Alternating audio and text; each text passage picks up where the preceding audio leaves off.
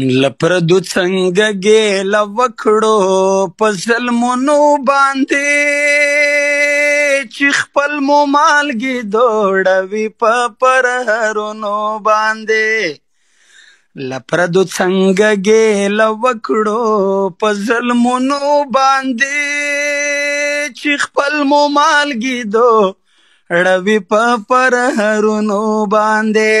دا بیت په ښوونځیو د بندیز په حواله دی.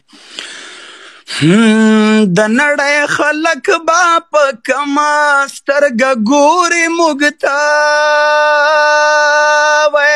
د نړۍ خلک به په کمه سترګه ګوري موږ ته چې دی هېواد کې مو بندیز پر مکتبونو باندې لپردو څنګه ګیله وکړو په ظلمونو باندې.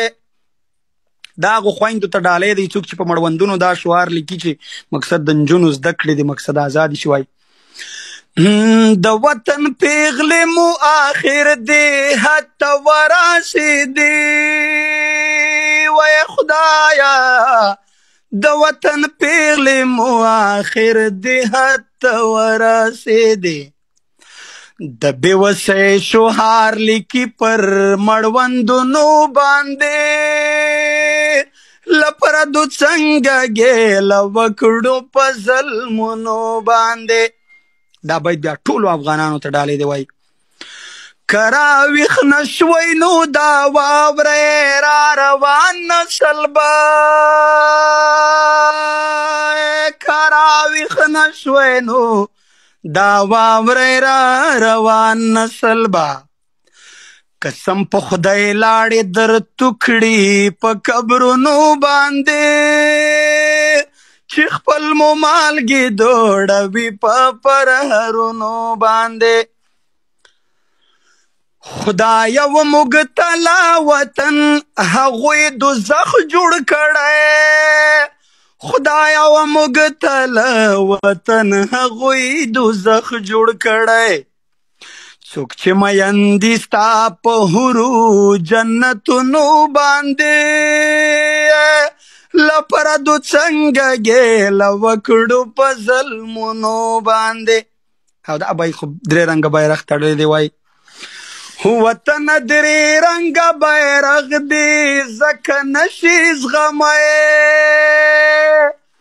وطن درې رنګه بیرغ دی ځکه نشي زغمی، خپل د میندې په پردیو بیرغونو باندې لپردو څنګه ګیله وکړو په ظلمونو باندې.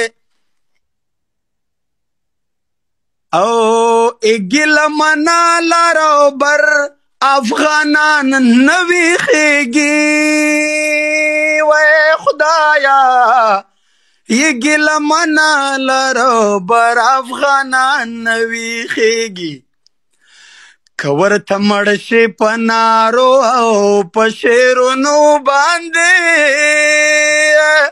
لپردو څنګه ګیله وکړو په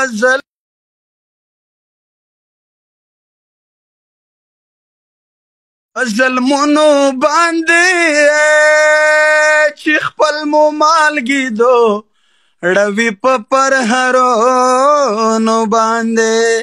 قربان له توجه مو یوه نړۍ مننه او د ملګرو ژوند